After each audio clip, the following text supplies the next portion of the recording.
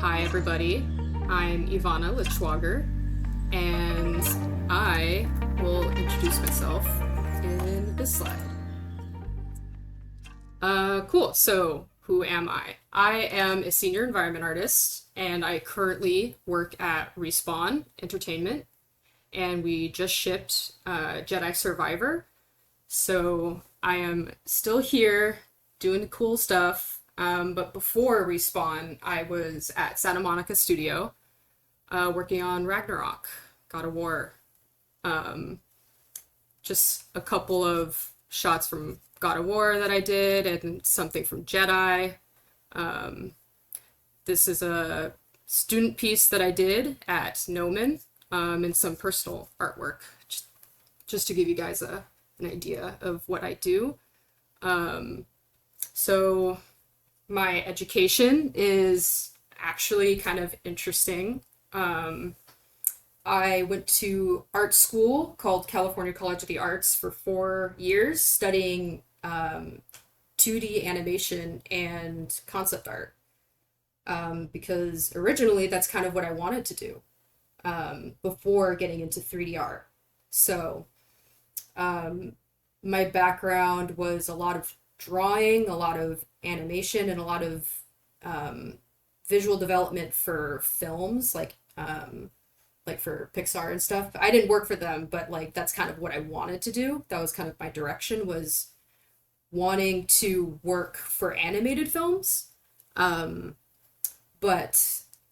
that was quite a hard thing to do. And I didn't have much success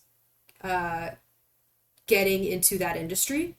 And so after about a year of kind of getting a lot of rejection letters and the grind that most people are familiar with in this industry, I kind of thought it was time to switch directions and see if I could get into games, because I was always a gamer throughout my life. And so I thought, okay, well, this is kind of like something that I could probably do. And so I started taking classes at Nomen, and I took my first 3D intro to 3D class with Maya, and kind of fell in love with it. And I enrolled at Nomen for a 2-year program for in the games department. And through Nomen, I got my first job at Santa Monica Studio working on Ragnarok, which is pretty cool. And I've been in the industry now for about 4 years. And yeah, still going strong. I thought it would be helpful to you guys that here's my art station. You guys can poke around. We just launched our Jedi Survivor Art Blast, which is great. So you guys could take a look at that as well. But I kind of wanted to show you guys what got me my job at Santa Monica Studio. I thought it might be helpful to anyone. So I created this piece in let's see, I can't remember what the class was called, but I think it was just like intro to environment art for games. And I spent my whole class making this project. And this is kind of what got me noticed and got me an interview at Santa Monica Studio. And so like you guys can take a look at this if you would like. There's some like breakdowns and stuff and like the kit and everything. So, you know, it's I like to mention this because it's interesting that, working on your portfolio, you kind of feel like you need like 100 pieces to show a bunch of different things to get you a job. But weirdly enough, I kind of got a job off of one piece. So that kind of can give you an idea that it's what's important on a portfolio is quality over quantity. So I just thought it would be cool to mention that for anyone who is wondering about portfolio tips. So let's move on. So for this workshop, this is just an overview of what we're going to go over. So sculpting, I'm going to kind of show you guys my process of sculpting rock and wood. And we're going to do a live demo of me doing this. So we're going to kind of take a look at a rock that looks like this that I already made. And we're going to try and like recreate it in a way. And then for the texturing, or I'm sorry, the sculpting of wood, we're just going to kind of do like a wood plank, kind of like what's in here. Because like even with something like this, like it's the same principles, it's the same idea of sculpting. So it doesn't really matter the shape, it's just the fundamentals is what I'm going to show you guys. And so whatever you learn from that, you can apply it to something like even this, which is like a tiling texture that I made on God of War. So like whatever I'm going to be showing you can really apply to like anything that you guys decide to make. And then after that, we're going to go into texturing. So we're going to texture a rock and a plank of wood. And I already have these projects set up so that we're just going to kind of like go over it. And you guys can ask questions along the way and everything. So thank you, Karim. Yes, the rock is very crispy. I will show you how to make a crispy rock. Cool. So let's get started. So sculpting, where do I start? Like everyone else says, is reference. Reference is extremely important, and it is a huge, huge part of my workflow. And I would like to emphasize that I use real life reference. So what that means is I take photos, or I go out into the world and take my own photos, and I gather reference for whatever I'm planning on making. And the reason I use real life reference is because it helps ground what I'm doing so I don't stray too far from reality. Because sometimes when I'm working and I'm not looking at my reference, I can start to see that like it's not looking realistic. It sometimes can look like stylized, or it can just look, you know, like not exactly the look that I'm going for. So I really try and like use my reference to keep me on track. But I will say, like, it is okay to use non-real life reference. And what that means is I have a board that I'll show you guys to kind of show you what I mean. So what I mean is kind of other artists' work or other video game art that inspires you. That's kind of what I mean by non-real life reference. And so something that I've noticed in some people's workflows is that sometimes they only have non-real life reference from video games or like from other artists and, you know, what have you. It's okay to use that stuff, but I think it's also really good to emphasize real life reference as well, because that's kind of what you're trying to create, right? Unless you're doing something that's like a specific stylized work project, then maybe like you could emphasize your non-real life reference a little bit, but I think using real life reference can also be beneficial for your like stylized work. So like for a quick example, if I'm doing a stylized like cliffside or a rock, like I can go into my real life reference and I can look at something like this, and if I want to create like a similar look, like maybe I'll take this look, like this little rock jammed in there, and kind of emphasize the shape language of it. But I'm still using real life reference to kind of go off of like, how did this, you know, how did this crack? How did this become the way it is? And like, you know, like kind of read it and just emphasize the shape language of doing that. So even if you're not doing a realism project, it still can be helpful to you to use real life reference in different ways.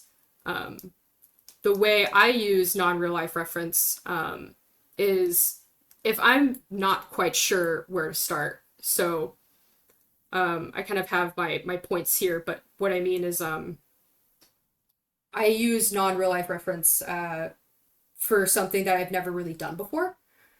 So, for example, if I'm trying to build something and I don't know how to build it, I kind of have a reference of breakdowns of something similar. So this is my friend Raul's work. He has great breakdowns, and I'm always using his stuff as reference because he has such a great way of approaching how to build something in a video game.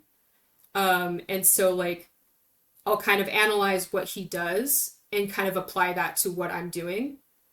But obviously still using my real life reference. So if I wanted to create a series of trims or like, wood planks, like, could I do it a different way?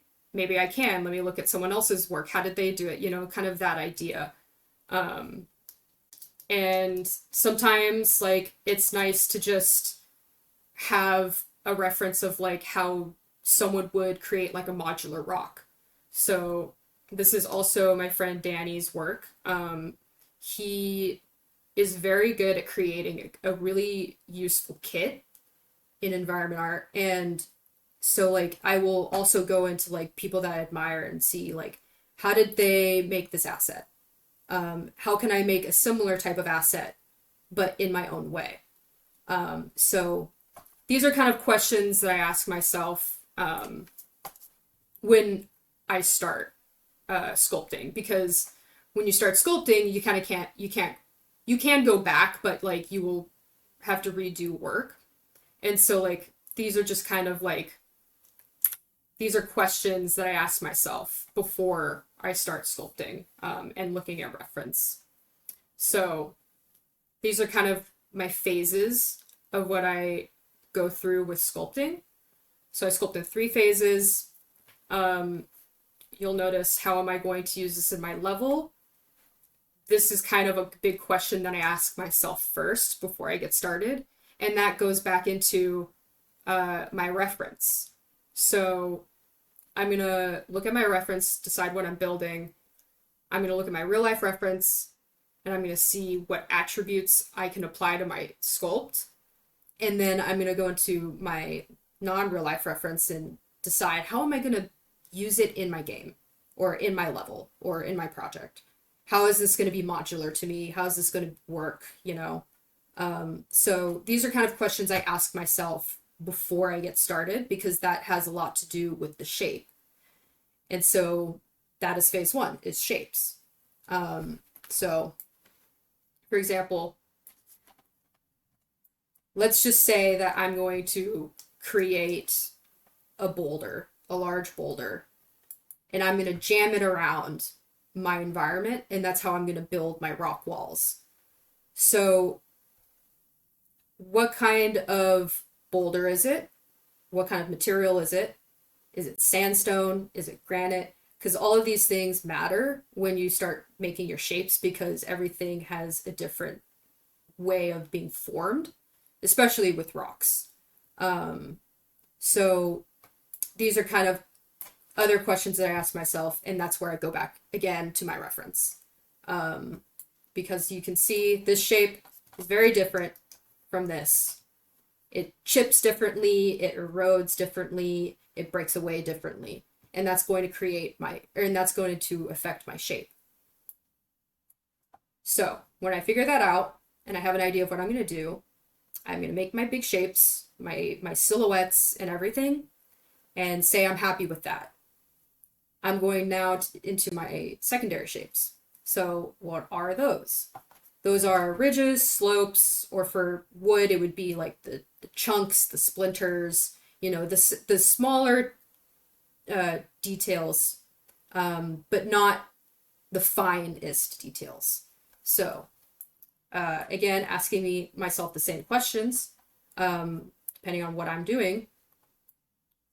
And what I mean by secondary shapes is, for example, these cracks, you know, like these little pieces that are breaking off. Like those are kind of like my secondary shapes that I'm looking for. And that is what I'm going to be applying before I get into like the nitty-gritty of my sculpt. So you'll have a visual example of this in a minute when I start going into the live demo sculpt. And so for example, for wood, what would that mean? So we have this shape, this rectangular shape, that would be my primary shape in phase 1. Phase 2 would be this little crack, this little indent. Maybe these little splinters here. Maybe this crack in here. You know, just getting that breakup in my big shape. And then I go into phase 3, which is the details, the fine details. This is going to be the finishing touches to finishing my sculpt. So I don't do this until I'm happy with my phase 1 and phase 2. Because if you start doing phase 3 too early, which is like all the super fine details, like, let's see. Like these tiny, tiny, tiny little wood chips, or like these splinters, you know, like that takes a long time to do. And it takes a long time to do the whole thing. And so I don't want to do these fine details on some shapes or whatever that I'm not happy with, because I'm going to put it in my level and I'm going to use it in my scene. And if I'm not happy with how it flows, then I'm kind of like, well, I don't want to redo it. So I'm just going to have an asset that I'm not happy with. And I don't really want to put myself in that situation. So I like to make sure that I'm happy with phase 1, phase 2. It looks good in my scene, and then I can start developing it more. So those are kind of the phases that I go through. Not everyone does it like me, which is okay. This is just the way that I do it. So I think we can go into the live demo. So I'm going to minimize this. We won't go there. So if anyone has any questions too, please feel free to type them in chat and I'm going to answer them. If anything is confusing or if you want better explanation, please let me know. All right. So this is kind of a quick rock that I am using as a demonstration, somewhat similar to what I had in the slides. So we're going to try and recreate this rock from scratch. So let me just move my tablet over. Cool. So let's look at this. What is my phase 1 shape? Well, something that can be actually really helpful is this little window here in ZBrush. You can see the silhouette. It's all blacked out. That's my shape. That's what I'm going to be using, and that's what's going to be reading in my level that is farther away. So that's kind of what I mean by my phase 1 shape. And if I turn it on its side here, that's my shape. Turn it on this way, it's going to be a little different too. So that's my shape. So this is kind of phase 1, which is just getting my silhouette and how it's going to read. Okay, question. You mentioned that you bring the sculpt into Engine before refining this further. Does that mean that you want that once you're done with phase 2, you do retopo, UVs, etc., and bring a baked low poly into the level and then go back and refine the high poly in phase 3? That's a good question. So thank you for bringing that up. I should have iterated on that. So what I do actually is kind of a messy way of working. So I don't spend the time retopologizing and doing UVs on something that I know I'm not done sculpting. So for example, if I'm using Unreal 5, Unreal 5, you can use a lot of polygons now. So what I'll do is if I'm sculpting in my phase 1, I will constantly be decimating my mesh. So right now, for example, this is 2 million polygons. What I'll do to test it in my level first before proceeding into phase 2 or phase 3, and I would just want to test out the shape and see how it would work in my level, I will go into, where is it? Decimation master. And I'll just decimate it by 20%, 20% of 2 million. We'll process it. Hopefully it's quick. But as this is processing, what I'll do is I'll decimate it down to maybe like 200,000 polygons. Like, it's still a beefy mesh, but I'm not going to worry about that because I'm just looking at my shapes. I'm not going to UV it because I'm not texturing it yet. So I'm just testing out how it's going to look in my level, and I'll just throw kind of a high poly into my level and kind of kit bash with it and see the shapes, and I'm testing it out, see how it reads. And then if I like it, then I bring it back into ZBrush, or I'll just like undo my decimation and work from there. So decimate current. So you can see it didn't change, which is fine, but you can see that the polygon changed, the polygon amount. Honestly, I would throw this into Unreal and just test out the shape, because like it doesn't matter right now that about the texturing and the UVing. I'm just reading shapes. So if I liked the shape in Unreal, I'm going to continue with it. So I can just come back to my project and just undo that decimation. And now I can keep going. Does that answer your question, Adam? So it's a messy way of working, but it helps me iterate really quickly because I'm going back and forth into ZBrush and Unreal, testing shapes and not worrying about anything other than the shapes. And yes, this would be done in phase 1. It could also be done in phase 2 because we're still reading our shapes, right?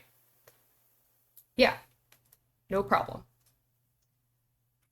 So, and I'll also say for phase 3, if you still want to see if your fine details would work in Unreal or whatever program you're working in, you could still bring it in.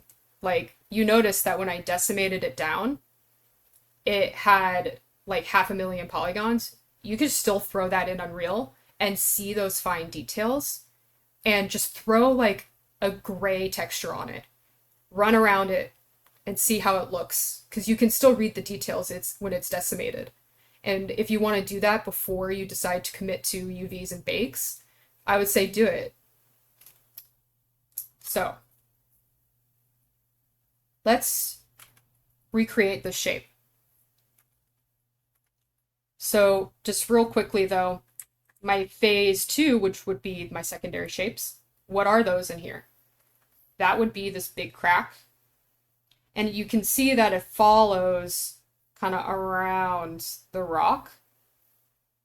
So that would be kind of like a good shape, a secondary shape, because it is kind of manipulating the light. And so those are kind of what I mean by like secondary shapes. The fine details though, phase 3 would be like, you know, let's see. Like you can see kind of like a noisy look. And that would also be like the tiny chippies on all the ridges that I spend a lot of time with. So let me just show you guys. So what I like to use a lot, trim smooth border brush, but I put a square alpha on it. And so fine details, phase 3, would be like chip, chip, chip, chip, chip along the edges. And I would do this like all around the rock. Because like this is kind of like just the finishing touches of everything. So, and it would also be, I'll link you guys these brushes. These brushes are made by my friend Dannie Carlone. You can get them online for like $4, but I use his brushes quite a bit. But he has some good noise brushes somewhere. I think it's in here. Yeah. So another example of phase 3 fine details, other than the chippies, would be like, is this decimated? It is decimated. Let me just. The thing about decimation is you can't really sculpt on a decimated rock. You kind of have to re-dynamesh, otherwise it's going to get all triangle, like facety looks. So this would be like fine details, like adding additional really tiny cracks and noise and whatever all along the rocks. So this would be like my last step. So enough about that. Let's recreate this rock. Thank you, Timothy, for linking Danny's art station. So before we go to the rock real quick though, same idea. Phase 1, phase 2, phase 3 for wood. What kind of wood is it? Is it going to be a wood plank? How am I going to use it in my level? That determines my shape. So if I wanted a wood plank, this is my shape. Pretty easy, right? Just a rectangle. Depending on like, you know, what it's going to be used for, it could also just be like a wood plank like this.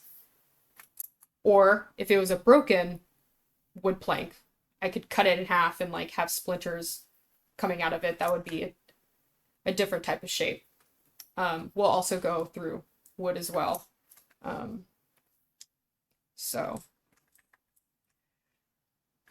let's do this rock. So I actually like to start with a cube, and I will just, whatever shape I think I'm going to be doing, I'm going to kind of manipulate it into looking like that. So you can see that it has like pretty low polygons. So Dynamesh is like seriously your friend. I Dynamesh constantly. Because if you're not aware of what Dynamesh does, I'll show you guys. So this is the topology of the square, or of the box. I can't sculpt on this because if I do, it looks all gross. But when I Dynamesh, it recalculates all of the polygons and kind of like subdivides it in a way, depending on what your resolution is set to. So now I have almost 1 million polygons, and they are all trying to be squared. Sometimes it's not perfect, but it doesn't really matter when you're sculpting. So now, when I sculpt, it's all nice and smooth. So we're trying to recreate this shape. So let's look at it. Maybe let's do this so you can kind of see what we're trying to do. So what I'll do is I'll take the clip curve brush. So it kind of tells you how to use it. Hold Control-Shift keys and then click where you want. So okay. And then this comes up.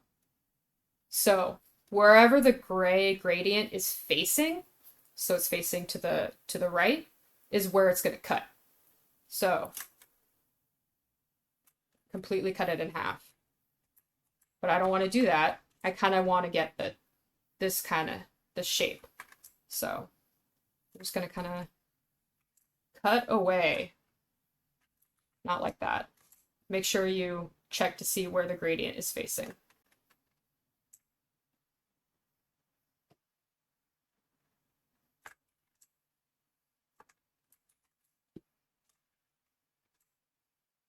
Cool. Good enough. So it only works on whatever view you're looking at, so you're going to kind of have to go around the mesh and kind of do it on all sides. But this is a good way to just get shapes quickly. So, question. Would you recommend using 3D layers with ZBrush as a good workflow for sculpting, since you can have non-destructive flow for each layer? The only issue is Dynamesh cannot be done with layers. Is this worth it? So, another good question. I personally don't use layers because of that reason. I can't, because it won't let me Dynamesh. And so I would say if you're going to use layers, you could use them for the last phase, which is phase 3 and the details, because at that point you don't really need to Dynamesh anymore, and you're just kind of using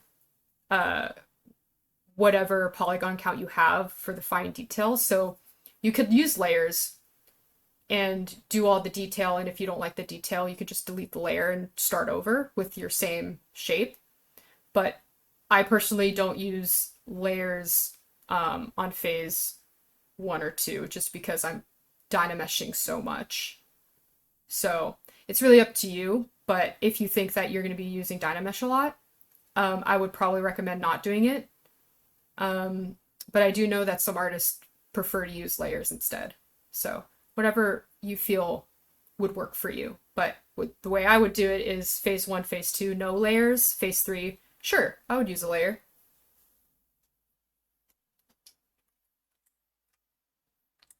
Sure, no problem. All right. So let's just say I like this shape. It's kind of similar to what we're doing. So I'm still in my phase 1. So this is kind of where it gets interesting. Let's just turn this off. How am I going to get all of the weird depth that I had on these flat shapes? So phase 1 is messier than you think. So we're going to use Dannie's brushes a lot. And we're also going to be using my brushes. So let's just use this brush. So this is a ridge brush. And so what I do is like, I will simply just drag, click and drag all around to get these big cuts. But the thing is, you can see that it's eating itself because of the brush. So what you can do, just click backface masking. And I think that's in, let's see. I think that's in surface, depth, curve, no. It's the problem with having a custom UI is you kind of forget where things actually live. Auto masking, backface mask. So it's under brush. And, oh, I was just there. Sorry, guys. Auto masking. Under brush, auto masking, backface mask. So what this does is it kind of stops it from doing that. But you can see it kind of still gets a little weird. But that's kind of why Dynamesh is so important in this phase, because we're just going to Dynamesh and that's going to be gone for the most part. So right now we're still working on our shapes. So let's grab a different brush. This one.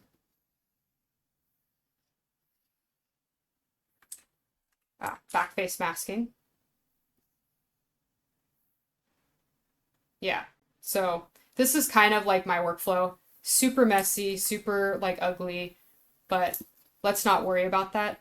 I'm just smoothing this out so that it goes away a little. So I'm going to be doing this kind of until I start getting the shapes that I want.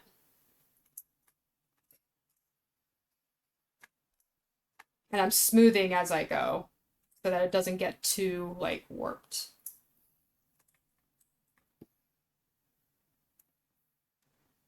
So as you can see, it's getting pretty far off of like what my vision was. So try and remember, if you're working off reference, work off reference, because if you start doing this without looking at reference, you can get carried away. So you kind of have to manipulate your phase 1 shape to match your reference.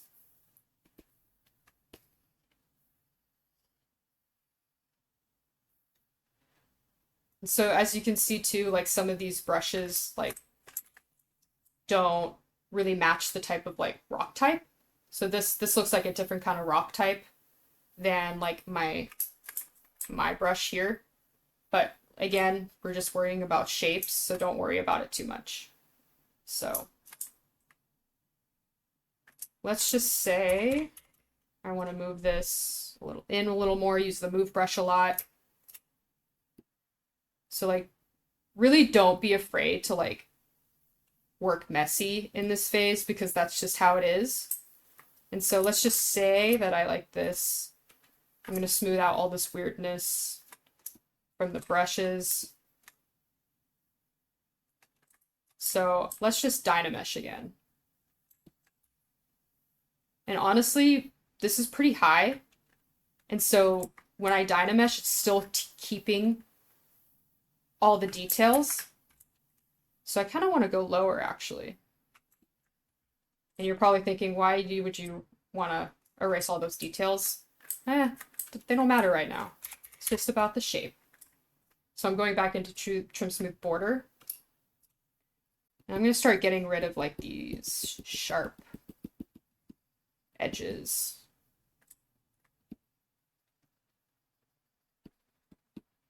And not only am I taking away with this brush, you can see that I'm carving into it. I'll hold Alt and add with it as well. And I do this a lot. So like, if I like this ridge here, I can kind of add to it. And then I'll add with my brush to continue it along the way. You know. So, and you kind of start naturally getting like these ridges, which is kind of nice. So question, when/how do you choose to go for an alpha versus sculpting the block out yourself? What are the pros and cons? Good question. So I use brushes just to get like organic looking shapes to my rock, and I'll kind of sculpt them in the way that I want. So that's kind of what I'm doing at the moment, is like I had like this organic rock ridge that I got from my brush, but it was a little too emphasized, so I'm kind of sculpting it out myself because it was a little too much, but it kind of got me in a direction that I liked. So I kind of do best of both worlds. But if, for example, I want to just sculpt this section myself that has no brushes, you can do that, you know. But it kind of starts to look a little like unnatural in a way. But what you can do is you can start doing this before bringing in brushes to kind of like morph the shape a little more than you would like. Which is not a bad idea, because I do this too. So But what I like with the brushes is when I have a flat surface like this, it's kind of hard to like, say, let's use my clay buildup to like add to it to get like those, like that shape that, like a ridge or something that I have over here. Like it's kind of just like, it's kind of harder just to do it by hand. And so that's kind of where the brushes help, because it will just push and pull your mesh like back and forth, and kind of give you the ridges that like might look nice. And it's a little more of like a natural look rather than just doing it completely by hand.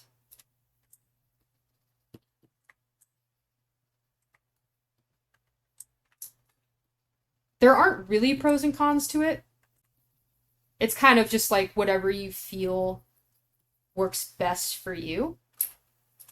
This works best for me because it kind of just gets me going a lot faster. And it can sometimes just like help prove out my shapes more organically than I could probably do by hand. So I would say there's no pros and cons. It's mostly just how you enjoy working. Think of the brushes as more of like a tool to help you get to where you want. So there's no shame in using brushes to get you 80% there. Like, you're not trying to prove yourself to anyone to like sculpt the whole rock by hand with no brush help. Like, you know, it's whatever you feel works best for you. So cool. Let's just keep adding.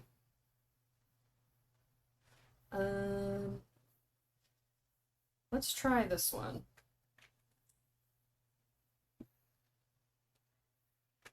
Remember backface masking? I kind of always forget, which is annoying. So cool.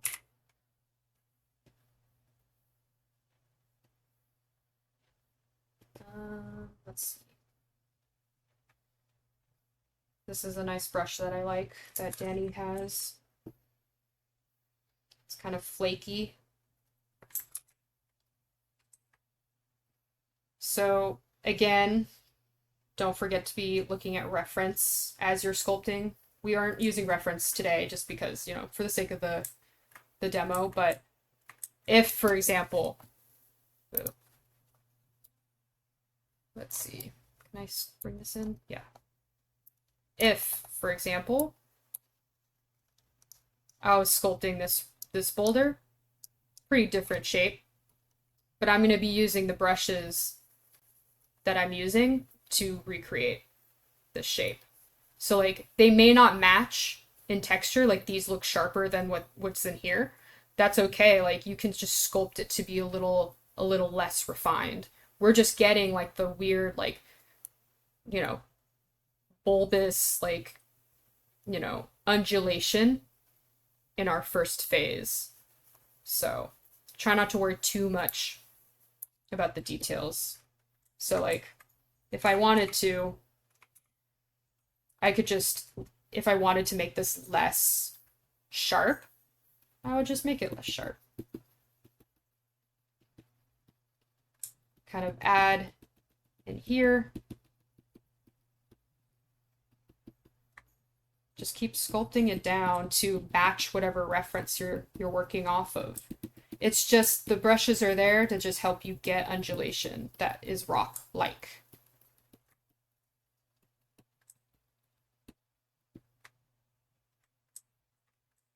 So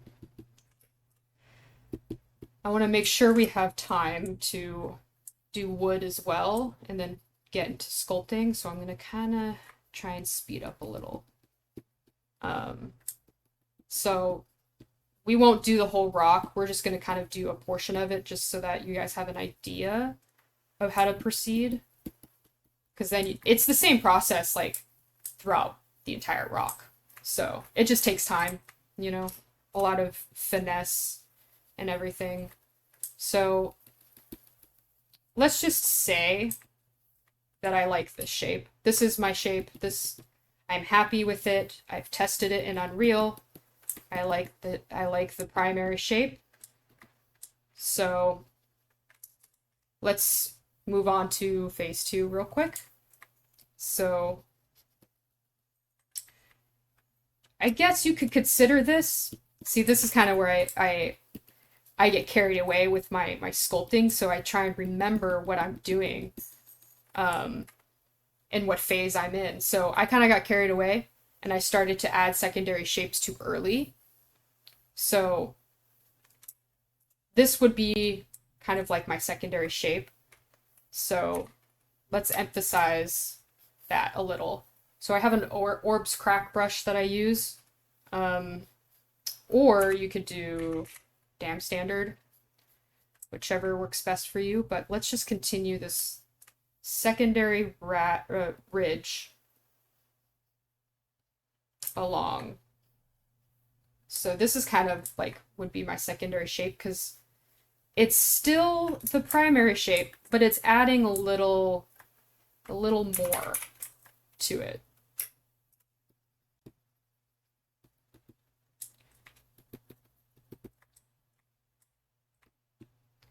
So this is kind of what I mean by secondary shapes. So I'm just refining like this crack along the way and kind of getting a difference in my big primary shape so that it's not super, flat. And then let's just say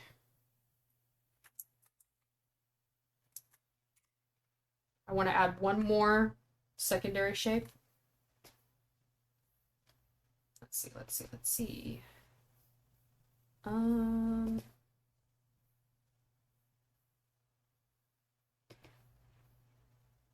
Let's use one of these cracks. So if I want another crack along the top here, make it real big. So that's kind of pushing this big piece out. So that's kind of like a nice secondary shape.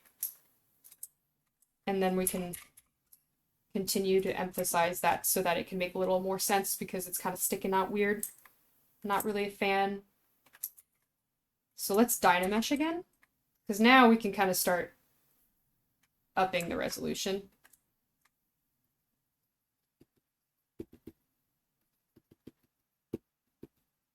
And if the phases confuse you, it can be kind of confusing if you're kind of like, well, this looks like a primary shape. Why is it not in phase 1? It's just, I just try and separate them for my sanity's sake because I ended up not having like these phases in mind for a long time until I kind of started to just like sculpt and sculpt and sculpt and sculpt and like I wasn't really getting anywhere because I was kind of all over the place, like doing all kinds of like details in places that like, I'm not really happy with. And so I kind of was just like, all right, I need to like take a step back and separate what I'm going to sculpt first and then what's going to come after. So you don't have to sculpt in phases. This is just the way I do it, just because like I can drive myself insane sculpting one area of a rock for hours and hours. So I just try and like, as I'm sculpting, it's really easy to get lost in what you're doing. So I just try and take a step back and remind myself, what am I doing? Am I doing the primary shape? Am I doing extra detail? Well, I'm not happy with the shape, so why am I doing extra detail? So let's just throw that for a later date and just keep working on the shape, So it's whatever will help you separate what you're doing. So if you feel like it might help you to just do phase 1 and phase like do phase one and say like, this is going to be my primary and secondary shapes. That's what I'm going to do. So that you don't have to like confuse yourself, like if you're in phase one or phase two.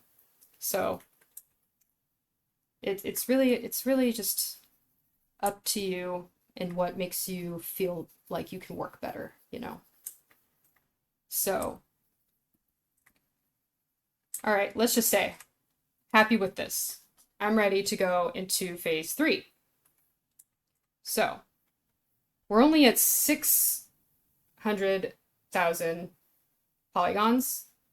You might think that's a lot. It's not. You could go millions and millions of polygons in ZBrush. Gets a little chuggy, but I honestly am not afraid to go pretty high.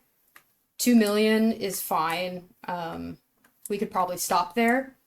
It all depends on like the size of the thing. So I've made sculpts that are 100 million polygons.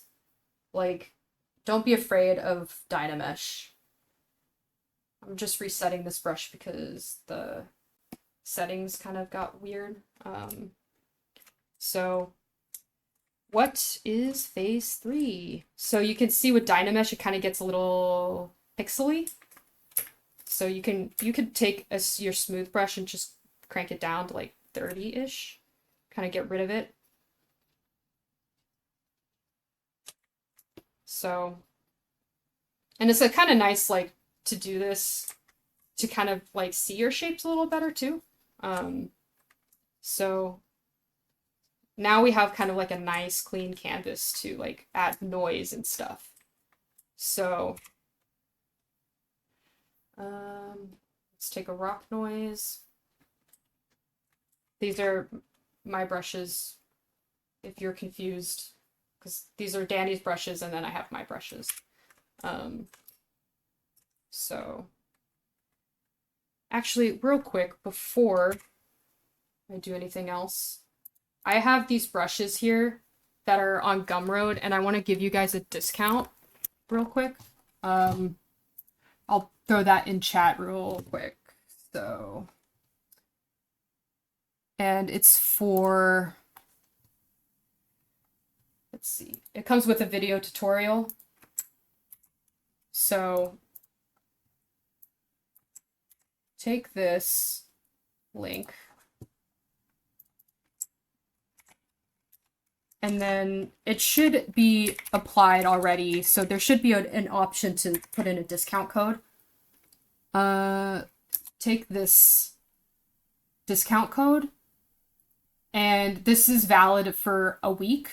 So a week from today, it won't be valid anymore. So if you want to grab them, I would say do it just this week, so you don't miss out on it.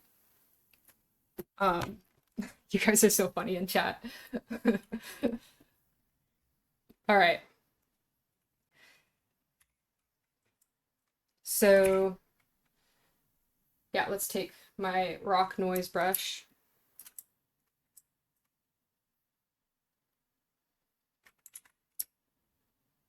If for whatever reason the promo code's not working, just say so and I'll make sure it does. So here I'm just kind of adding tiny details.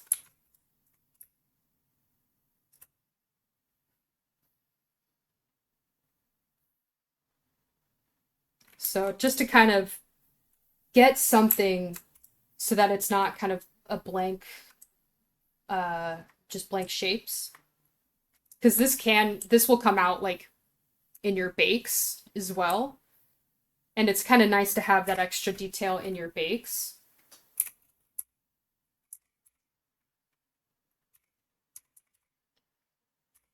Cool, so we're back on my trim smooth border brush. And I kind of want to make this nice and sharp. So it's just going to be a smaller brush. And we're going to kind of work along the edges here.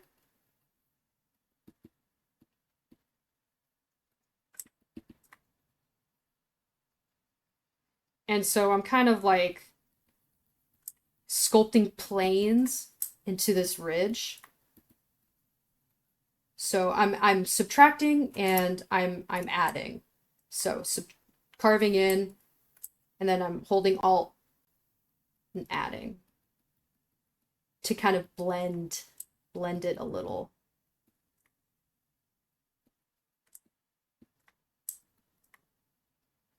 And doing that, like kind of like the carving and the adding, is kind of what gives me that crispy, sharp look. Because you're really like emphasizing this edge here.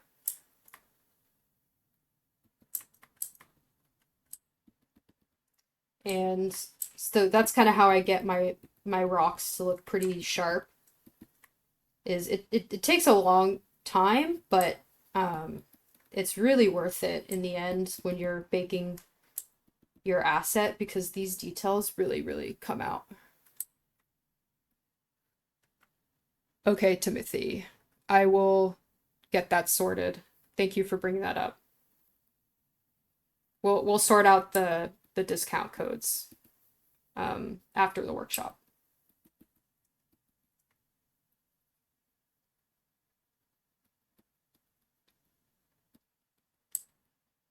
It's my first time doing discount codes, so I probably did something wrong.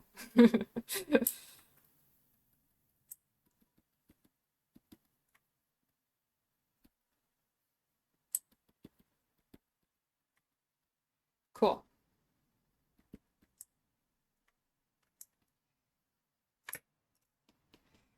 Alrighty, so now you can see that I have kind of like a nice sharp ridge. And sometimes like you can see that like there's kind of like this weird toenail looking shape. Sometimes that happens just like with the trim smooth border brush. So I just kind of make sure like if I notice it, I'll just kind of like get rid of it. Because sometimes on an asset and you're using that in a game, it can kind of poke out and it's a little noticeable, so I don't really like to have that. Alrighty, so I want to make sure that we briefly talk about sculpting wood as well. So everything that I showed you with this rock is just kind of like rinse and repeat until you're happy. And so like phase 1 and phase 2 will take, you know, a lot of finessing, a lot of messy work. Checking it on Unreal or whatever engine you're working in as well by just decimating the thing, throwing it in, and just looking at it. Don't worry about UVs, don't worry about topology, just, you know, those are important right now. And so after that's done, go into phase 3, which is what I was just showing you, a little rock noise here and there, and then going in and refining these, you know, edges that I really like by using a trim smooth border and just kind of like chipping away, put a podcast on, and just kind of like vibe and just do this. It's kind of therapeutic in a way. And I kind of do that throughout the entire rock. So it takes a while, but it's worth it. So we're just going to quickly do my super squished plank. We're going to just kind of quickly go through that with a wood beam. It's the same thing. So just because it's wood, it doesn't mean any of my sculpting phase is different. So let's just take a cube.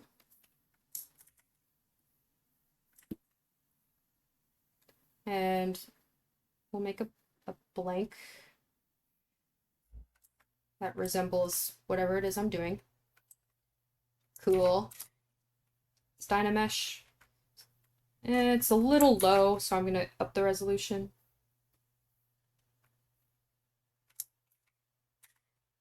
That's fine. That's okay. Still a little low, but you know, we're just doing shapes. So let's just say I want to do like just a standard medieval chunky looking, oh my god, go away please, thank you, chunky looking plank of wood. So trim smooth border somewhere there. Same thing, trim smooth border. If you have reference, go off of the reference. But right now we're just working with no reference, just so I can show you guys what I do.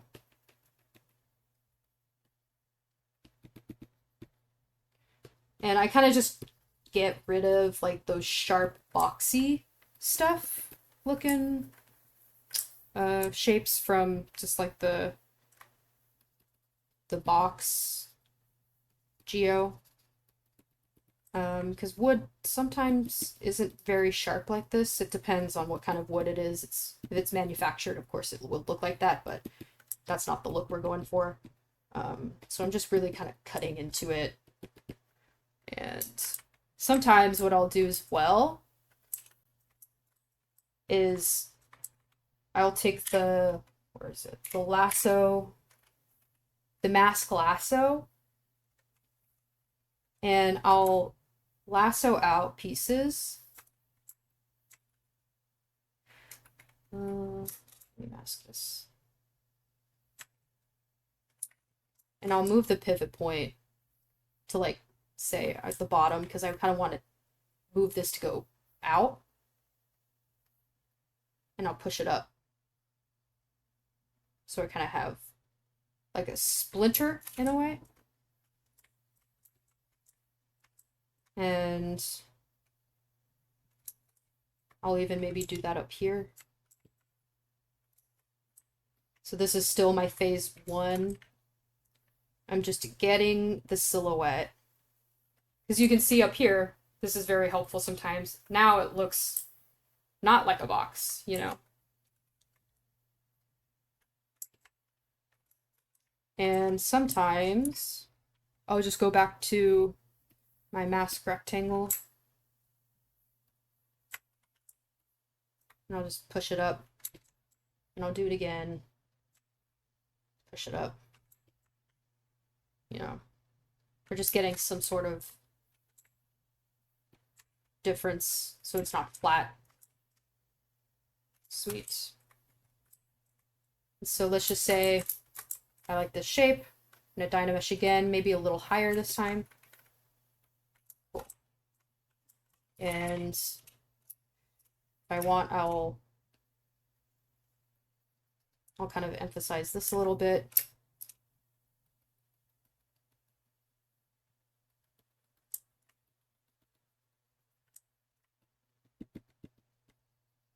And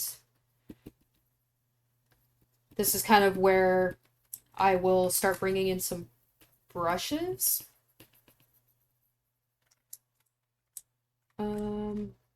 Question. From the looks of it, these rock meshes can easily become a bit noisy in terms of tertiary shapes. Do you have any tips of balancing that for creating large-scale cliffs? Because in my experience, you'd usually blend in a tileable detail texture in order to keep those details sharp on a larger asset. Curious to know how that worked for this style of sculpting. Yeah, so that's actually another good thing to point out is, so let's just go back to the rock, for example. So yes, this can get noisy, which is kind of why it is important to keep checking it in Unreal. And so like, I do know artists who prefer not to do like this super fine detail in a sculpt, and they would prefer to keep it as in a tiling, with a tiling texture in the texturing phase, which is totally valid. Like that is definitely something else that you can do as well. I do that sometimes depending on what the asset is. I think for large scale assets like a giant cliff, I think that would be a good method, is to just keep the shapes and like maybe have like the sharp edges, but not so much like this noise. Keeping that in the texturing phase is also like probably a better idea. I would say this is kind of something that I would do like on a smaller asset, just because like the player is going to get right up to it and be able to see it. And so it's kind of like a balancing act. So like even if it was a small prop and I have this noise plus applying the texture on it, might be too much. So I might just go back to my sculpt and like maybe smooth it out. But not mess with the shape because that could mess with your UVs.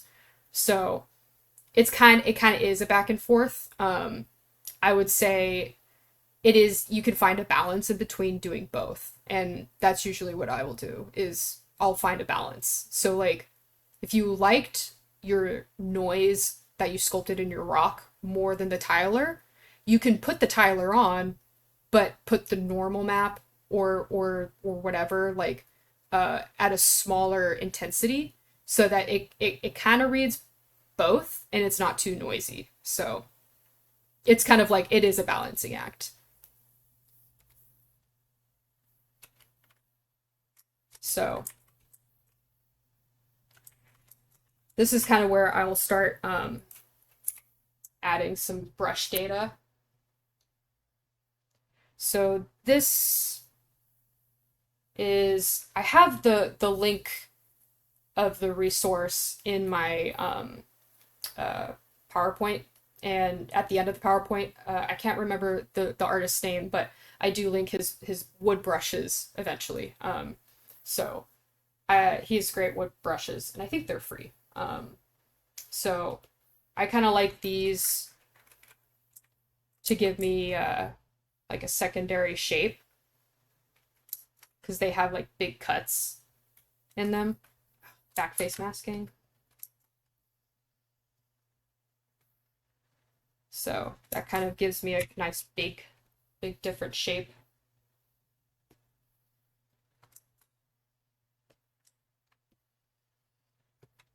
And this kind of will cut out like some of the edges for me here, which is nice. And then I can go in and emphasize that a little more.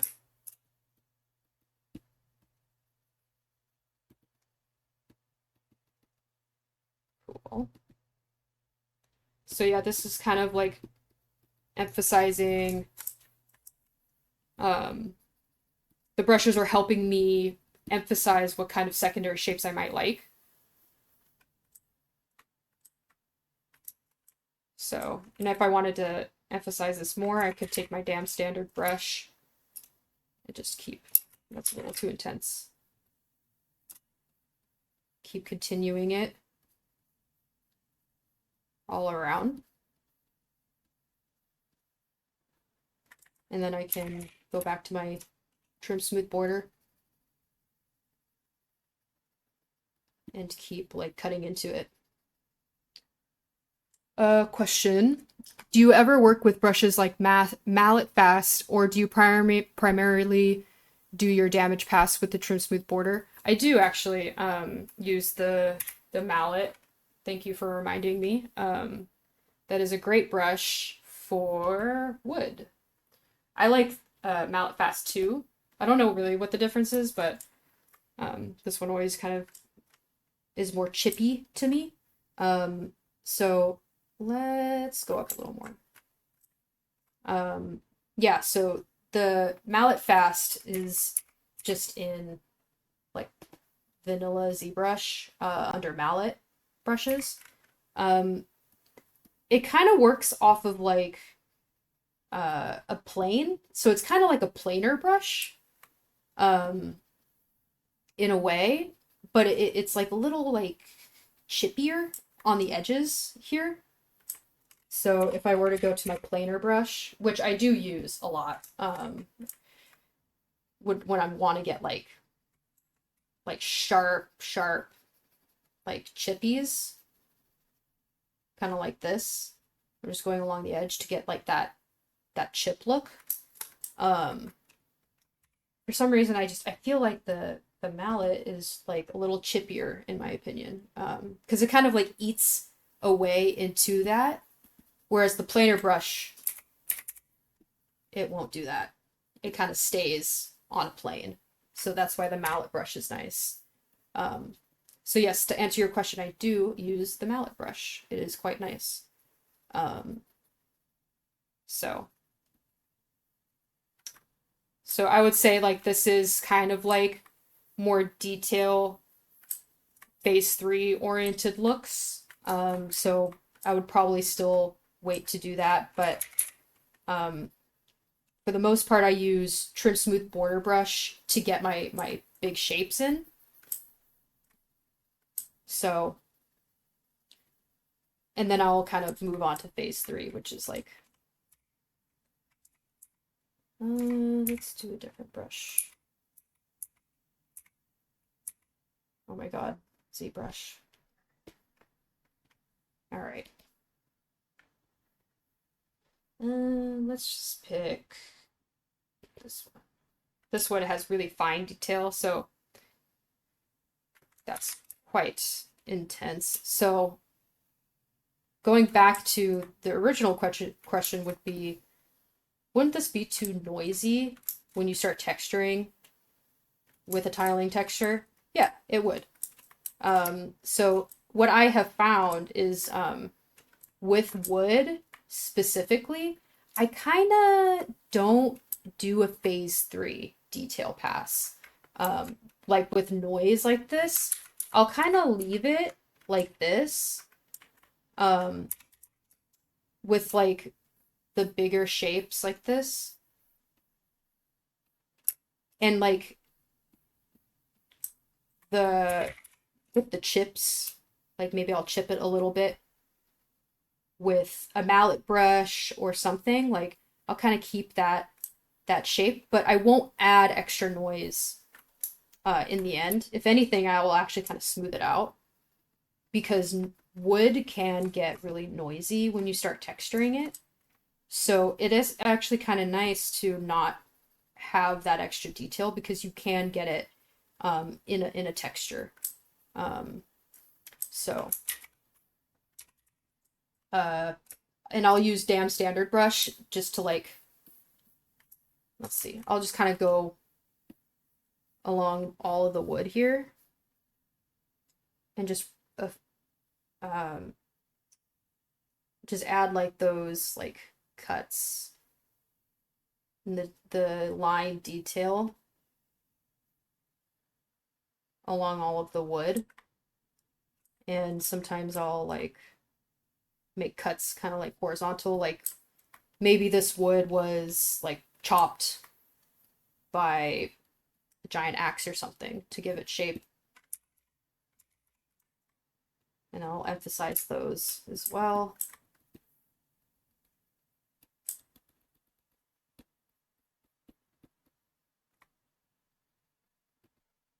Cool. And then sometimes I'll emphasize the other wood grains. You know, it's a lot of this, a lot of just this back and forth along a whole plank. Okay, got a couple questions. Do you recommend using the surface noise feature to add more detail into phase 3, or does that give off a more generic look? Yeah, I don't really use the noise feature in ZBrush. That would be, let's see, where is it? Isn't it in surface? Yeah, mask by noise or noise. And then you can you can see that it's adding noise, and then you can kind of like strengthen it or not. I don't really use this because it's quite generic. And that's kind of why I rely heavily on brushes that are either like height maps or like real life scanned data made into a ZBrush brush. So because it kind of is a little more specific, whereas the noise plugin is kind of just like general noise, and it can kind of throw off like what thing you're sculpting. So I wouldn't use a noise like on this piece of wood because like it doesn't really match the wood. I would say the noise would only be useful if you're doing like a concrete type look where it's like grainy or something else that's like grainy, but and I know that they have other like options in here as well. But yeah, to answer your question, I don't really personally use them, but I do know people do. So yeah. Um, and then another question is, how do you work in the more fibrous, splintered areas of the wood? Specifically, you have damaged, exposed sections. Answer later too, if it's too early in the workflow for this. That's a good question. It is hard to do splinters, so like you can see that I'm starting here, but it's not like, let's see, look at my reference. It isn't like this, you know, this nice splintering. So a couple ways you could probably do this is you could just do it, take the time and do it in here, in just this sculpt, and like really use a dam standard or what, you know, whatever, and like maybe like you can mask this out. I guess I have a, let's try the mask pen. You could mask it out, mask a couple of these out, and then just pull them up. And then, you know, the thing with masking is it looks a little blobby, so you could like, you know, just keep dynameshing and then don't switch. Keep sculpting that. Like, it takes a long time to do that, or you could simply make a singular separate sculpt that is a splinter. So let's just say this is a splinter that I spent time sculpting and everything. And like, it's gonna look all pointy and whatever. What you could do is make maybe a couple different ones. Say splinter 1, 2, 3, or 4. Sculpt them each a little differently, a little pointier or a little chunkier, you know. Something to match whatever reference you're going off of. Like, say like something like that, and then something like this, you know. So these are separate sculpts and separate assets, and then you can just kind of place them, scale them, and just start like playing with what looks good, and you can keep duplicating, you know, turn them and whatever, like, so like it's not one solid sculpt. It doesn't have to be a solid sculpt. Sculpts can consist of a bunch of different sculpts, and then you can just like, you can just dynamesh it all together. Let's see. Merge. I'm just merging these all together. So they're different topology sizes, but dynamesh, it is now one piece. So that is one way to do something like splinters, is you just kind of separate the splinters into separate assets or sculpts, and then just like combine them later on, because it is hard to just do all of this like detail in one solid mesh. Another question. Do you recommend any other materials you use to use that help with sculpting, like this gray material? Yeah, so this is a custom mat cap that I have from a friend who had it from another friend. I can't remember the origin of it, unfortunately. But something similar to this is just like the metal mat caps. That's a little too strong. Pearl is sometimes nice because it kind of highlights the edges. So that one is quite nice. That's built into ZBrush. This one can be nice. Like it can like sharpen up the details. So you could use that one as well. And then I like honestly the matte cap gray. I know it's kind of hard to see, but looks like Sia may have found a way to find that matte cap that I have. Yeah, I'm not sure if it's online or anything. So if you guys can find it. Yeah, it looks like someone found it. So cool. Yeah, this is a nice one. I'm sorry I don't have the link myself, but an alternative would be matte cap gray or pearl, or the wax blend is nice as well. So cool. So I know I talked too much about sculpting. So let's just briefly go into texturing. I'll try and be quick about it. I'm sorry we're running out of time. Let's see. Where is... So, texturing. Where do I start? Surprise! Reference. Reference, especially real life reference, is going to show you texture, color variation, noise that you could get through a tiling texture, and like the type of roughness. So go off of your reference. This is kind of like a really good key part of using reference. And so where else do I start? I start with material creation. So whatever it is that I'm going to be texturing, I like to create my own materials for it. And I kind of break it down, like, say I'm doing a moss-covered rock. I will break it down to making a material for moss, and then I'll make a material for my rock, and then I'll make a material for, like, say I want to blend two rock materials together, and I'll make a different rock that's like a different, like maybe it's smoother or rougher.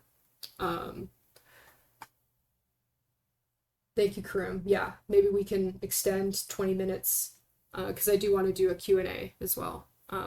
Cool. So yeah, so material creation, yeah, I will create my materials. I'll kind of break down what I'm looking at in my reference and see what I might need. And material creation is, I will say, is a big part of an environment artist job. Depends on where you work, really. Sometimes people or studios have a separation of material artists and like environment artists or like modelers. So in that case, it maybe not so much, but in my experience, I've had to do both. So I really try and learn how to create materials because it's pretty valuable just knowing how to do it, because you're not restricted to what's online or what's available to you. So if you're at work and you have a material artist and they're creating materials for you, but you have like a material that only you know that you can make, so you could just make it. You don't have to wait for someone else to do it for you. So that's another way to like, another reason why learning how to make materials is great. Because megascans can be limiting as well, especially if you're working in like an alien planet or something. It's going to be hard to find materials that kind of like match what you're doing. But I will use megascans to kind of test materials or ideas out that I have in mind. I will like use megascans, but more for like maybe a test or like a look dev or something. But I usually won't take that into my final product. But if you don't like texturing and it's not something that you're interested in, that's fine. You can use megascans. So for the live tutorial or the live demo, I'm going to be using megascans because I didn't have time to make materials for this demo, unfortunately. And if you do make materials, keep them for the future. Build up a library so that if you keep making projects, you don't have to keep making the same materials over and over. You could even take a material that you've already made and kind of make a new variation of it. So if you make materials, make sure you keep them because they're really valuable to have. So we're gonna texture this rock that I showed when we first started sculpting. I will say real quick that for something like a low poly, let's just say this, I'm ready to make a low poly and bake it down. Retopologizing in games nowadays is not as important as it used to be, I guess. At least in my experience, could be different, depends on the engine or whatever. Or if you prefer like nice, clean UVs, that's fine too. You could take the time and retopologize however you like. My workflow is simply, I'll just decimate it.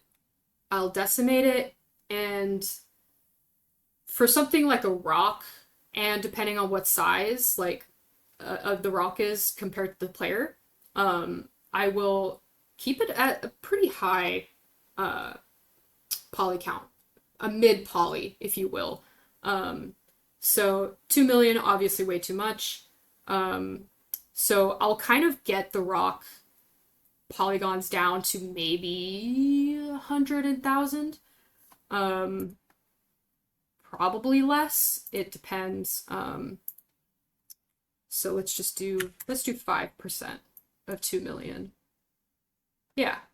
So let's just look at it. I would say this is still a little too much because what I'm looking for is I want to keep these edges quite crispy, but something like a flatter surface, like it could probably be less. So I kind of keep going down. So you can see that it's starting to facet, but I still have that crisp edge. So I would say this is something that I would use. It's a little different because like this side is kind of weird, but I would say this is probably a better example. But yeah, let's just decimate this one. Sorry. So you have more of an accurate representation. So yeah, I'll keep it about mid poly level, which is maybe like almost 100,000, maybe a little less. Because nowadays you can have a lot of polygons on screen for AAA games. Because like, you know, technology is advancing so much. So you could kind of be a little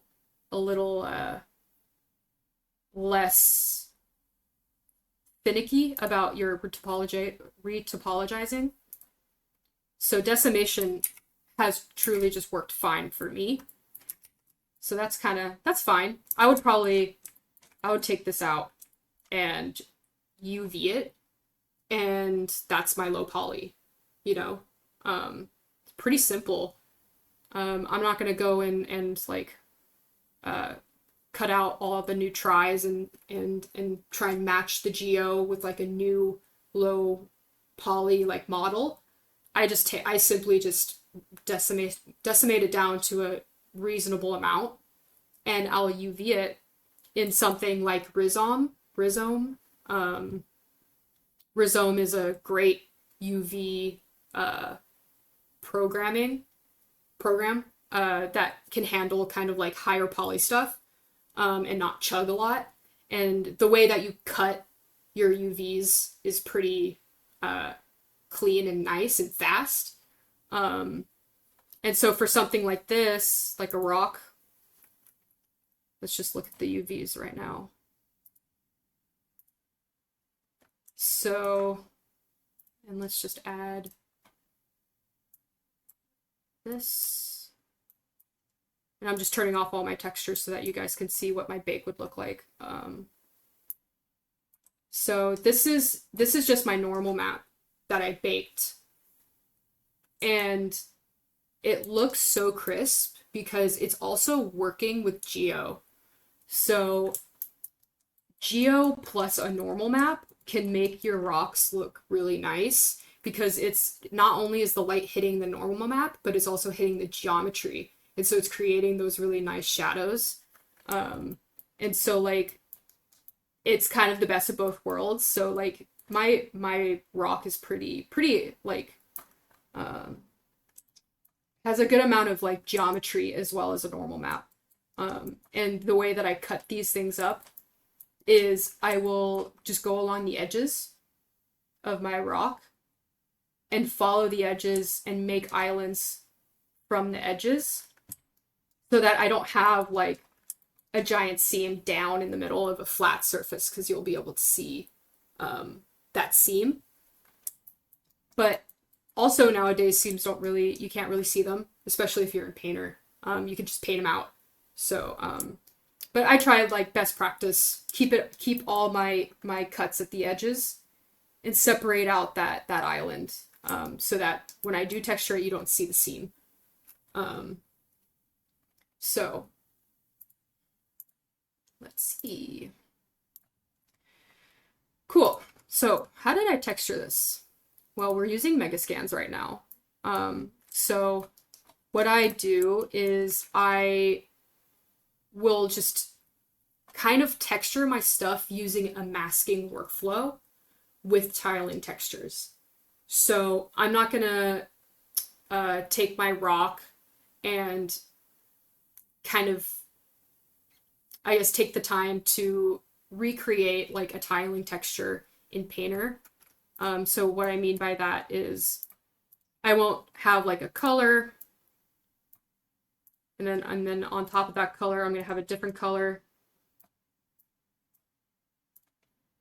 And then I'm gonna mask in between these and then like start, building on that. It takes a long time, and so sometimes like it doesn't look as realistic as like using a tiling texture that you either created or downloaded or whatever. So like that's the power of like a tiling texture is you use them and then you mask in between them. That's just my workflow, and I found that works best for me. If you do it differently, that's totally fine too. I just didn't like doing it in the way that I just showed, is because like I was never happy with how it turned out for myself. So I kind of switched to relying on the tiling textures that I created, and I was able to mask in between them because I felt like the details kind of came out a little more. So here is just like my base rock. I have my color map, my roughness, and my normal. This is the tiling texture that I supposedly created. It's Megascans, so just an example. And so this is just my base layer, and then on top of that, I'm emphasizing the edges a little bit. So let me just get rid of this. So what I did here is pretty simple. Is I kept the color map and I kept the roughness map, and I just kind of lightened it up a little bit by like 1.1. So I'm kind of emphasizing like my sculpt and my bake information with just like a lighter color on the edges, because like, rocks kind of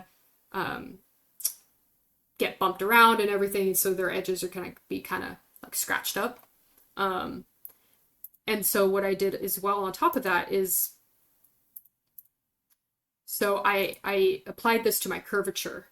So this is my light color.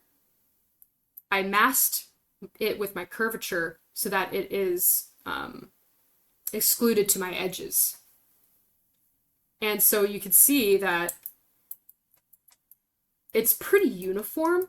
it's simply just taking my curvature map and applying the lighter color to it. So it's a little too uniform for me. So what I'll do is I'll mask on top of that a clouds or something to break it up so that it's not so uniform. You can see the edges here. They're not so much here. They're here. You know, like it's not, it's very subtle versus like having it like this. This is a little much. So I kind of make it a little subtle. And if, for those of you who aren't familiar with masking, so we'll recreate it. So remove mask. So masking is basically applying think of it as like if you're spray painting something, but you don't want the spray paint to be on, say, the edges of something. So you put tape on the edges so that they aren't affected by the spray paint. And when you remove the tape, you can see that it is not affected by the spray paint. And in a way, it's just you're masking out what you want on the white and or on the black, and you don't. Sorry, let me start over. You're masking out what you want and what you don't want. So I want this to only be on my edges. I don't want it, it's applying to my entire mesh right now. So what I'll do in Painter is I'll add a black mask. So what is it doing? Black means negative, white means positive. So right now it's telling my lighter color, whatever is black, don't put this light color on it. So you can go under material, mask, my whole mesh is black. So how do I get the white to show up? Well, you go into your mask.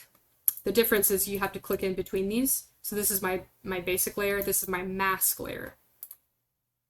Add paint or whatever. I'll show you a generator in a minute, but I'm just showing an example. So paint, I'm going to paint white. So whatever is white, the lighter color is going to show through because that's where I want it. So when I go back to my material, you can see it's only showing where I painted white. That's the power with masking because it's also non-destructive. So I could remove my mask and it's still there. Or I could even invert. So now it's telling everything. My whole mesh is white, so I want all to be lighter color, but I don't want it to show up in the black. So now it's doing exactly that. So how do I get it on only my edges? Well, I have my black mask, and instead of add paint, I'm going to add a generator. And here you have a couple of different options for different masking types. So I'm going to use curvature. So my curvature is my curvature map that comes from my baking, and it reads the edges of my mesh. And so I kind of want it to be a little more contrasted. So I am gonna go under the parameters and you'll see curvature. So you have like a basic parameter here that you can just use. You can bump it down maybe, and then turn up the contrast. That can also work. But what I like about this is it's a little more advanced. So it was like this originally. So I'm going to take down my huge. So all my huge, all my big, all my large, all my medium, all my soft. It's only reading now like my fine and sharp details. So I'm going to kind of turn that down, leave the sharp because that's going to leave my really sharp edges. And that's my mask. my lighter color is only going to show there. So now you can see it kind of looks like crispier without it, with it. So in a way, it kind of shows that it's a little sharp. So I do that, and then I'll do like a leeks or something, like kind of something to break up the base rock material with, like, you know, like naturally rocks have leeks on them. Exact same idea, except this is darker. And then I had a mask, which is my curvature. Let's look at the mask. Oh wait, I'm sorry, this is the wrong layer. Here we go. So yeah, this one is just like a darker color, and it's kind of like I messed with these settings. And I think I put it on a soft light, so it's a little soft and it's a little dark. And then I masked it out with this like Leaks grunge map that comes in Painter. So let's see.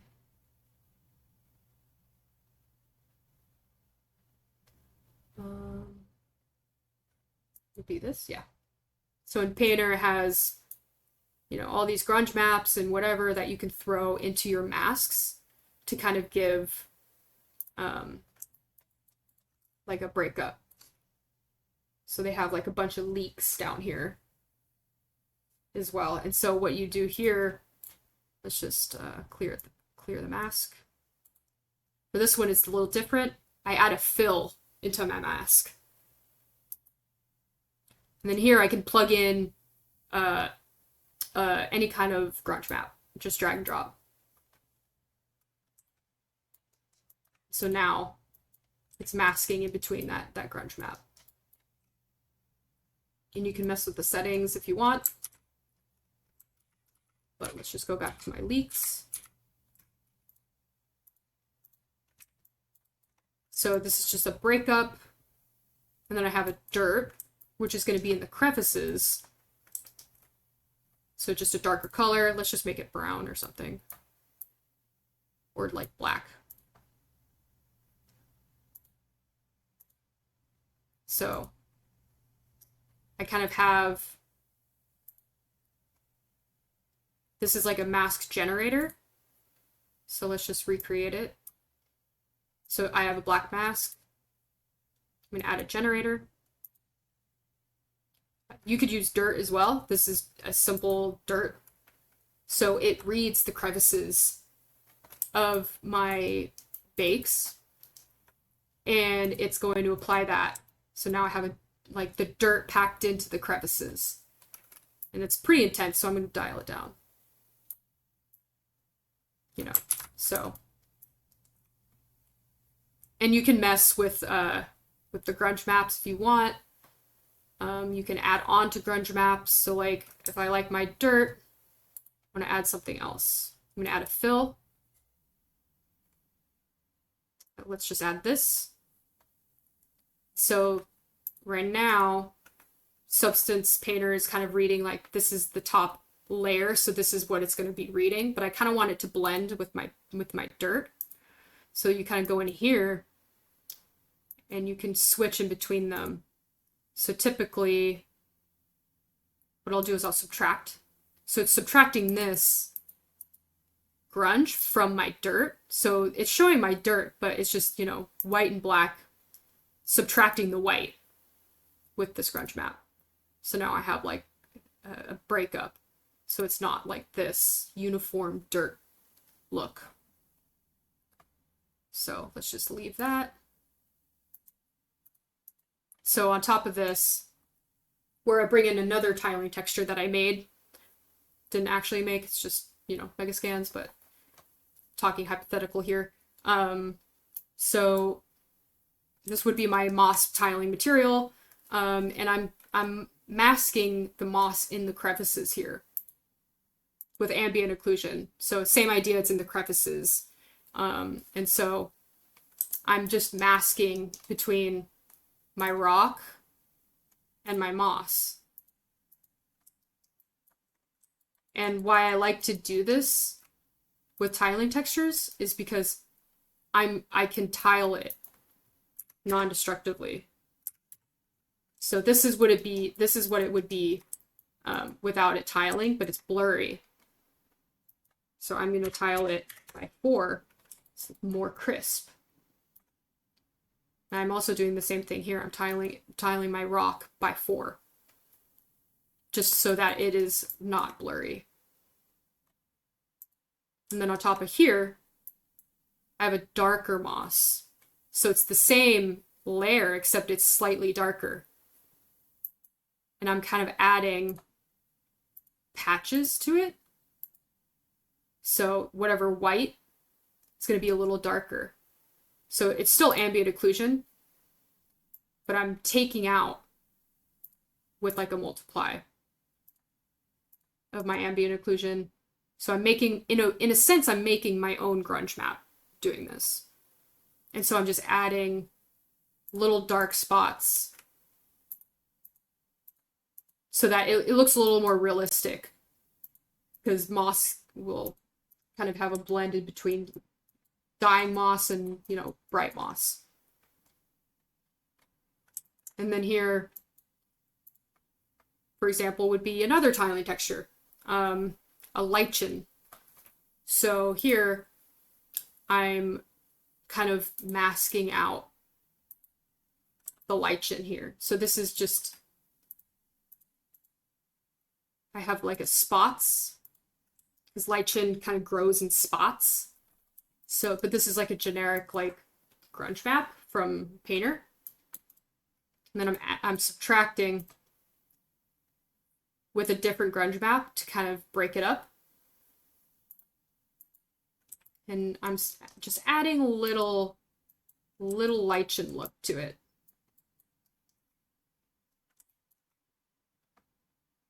And so I'm kind of getting to like a finished product here.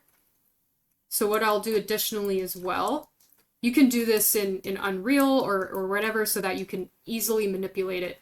But I'm adding a macro normal map. So what this means is it's just a normal map that I'm adding on top of everything to give it that extra fine detail.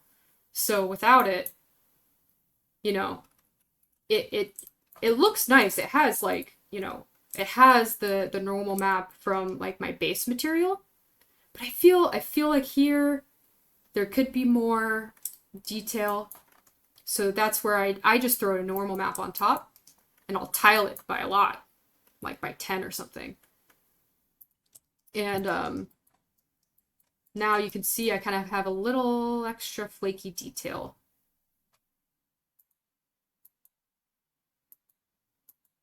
It's very subtle, but when you bring this into an engine and your character runs right up to it, it's going to kind of match the resolution of your character. That's called texel density. Texel density is a whole lecture in itself. I will link a resource to it at the end. So like I highly suggest looking into what texel density is and what it means. So I highly recommend trying to understand texel density. But yeah, it's kind of a long talk if I were to get into that. So question would be, do you prefer layering the materials in Painter or create a blending mask and layer the materials plus a custom normal map for micro details in engine using a custom shader? Yeah. So the reason I'm showing you this in Painter is because I do exactly this, but in engine. That's what I actually prefer, because I don't have to keep switching in between Painter and then the engine. Because in engine it's right there, you have all the parameters and what have you. So it's like right there ready to use, whereas this, it bakes out a one-to-one texture.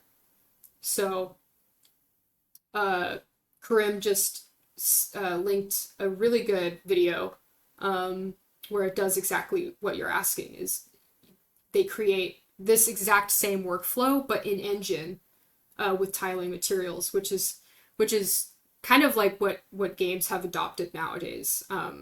So before you get into like doing all of that in Engine, it can be a really complex shader. But by doing this in Painter first, it will give you an understanding of how to do it in Engine, so that when it does become something that you end up doing in Engine, you'll understand how it works. Because it's the exact same thing. You're just doing it in Painter right now. Cool. So we won't get into doing the wood, but it is the exact same process. I have my different tiling textures for my wood, and I'll mask in between them. I'll like make a lighter edge mask and kind of bring out the sharpness and kind of put dirt in the crevices. It's the exact same process. It's just a different asset. So let's go back to this. So live demo is over, and I'm going to stop talking soon so that everyone can ask questions. But this is just something that I would like to bring up for people to kind of think about and maybe just chew on. I would like to emphasize that everything that I showed you guys is my workflow. It's if you talk to a different environment artist, their workflow is going to be different. And that's okay, and that's how it is in the industry. You don't have to have a pressure on yourself as someone who's learning to do something because someone told you this is the way to do it. And whatever it is that you create, getting there is up to you. Like, if you prefer to use Blender instead of Maya and you don't know how to use Maya, that's fine. If you use Photoshop instead of Painter, that's okay too. If you don't want to use Substance Designer because you think it's complicated, or if you just prefer Painter because it's easier for you to understand, that's okay. For example, I'm 4 years into my career and I'm only just now learning how to use Designer. And because I've never had to use it, I never needed it. And so my process was just ZBrush and Painter for a really long time, even with my materials. I would just sculpt everything in ZBrush, and then I would texture it in Painter. Whereas now, like, a lot of people just create everything in Designer. So I'm learning Substance Designer not because someone told me to, but because I want to. And doing that and having that motivation on wanting to learn something for you to create something and like build up your skills should be first for you. And because that's going to help you stay happy and it's going to help you stay motivated. So don't feel like you have to learn everything, because that's what everyone in the industry is doing. So yeah, just, everyone does things differently. The person next to me is going to do something differently. And you can learn from them if you want to. That's fine. But if whatever works for you and like you're happy with the results, then like all the power to you, So I don't want you guys to come out of this talk and feel an extra pressure because you need to do it my way. You don't. So just something to think about. If you feel inspired by doing something the way that I showed it, totally cool. Like, that's great. But you're doing that for you, not because I told you to. So just something to think about. I like to tell people this because, I get a lot of questions about like, should I learn Designer? No, you don't have to. Yeah, just learn things on your pace. So that's it. Here's some resources. I can link those resources into the chat as well. So should we move into the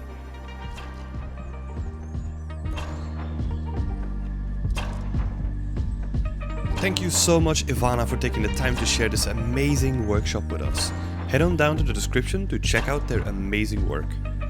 We also want to express our massive appreciation for all of our Patreon supporters, which you can now see on the screen in front of you. These workshops and community as a whole are only possible because of your support.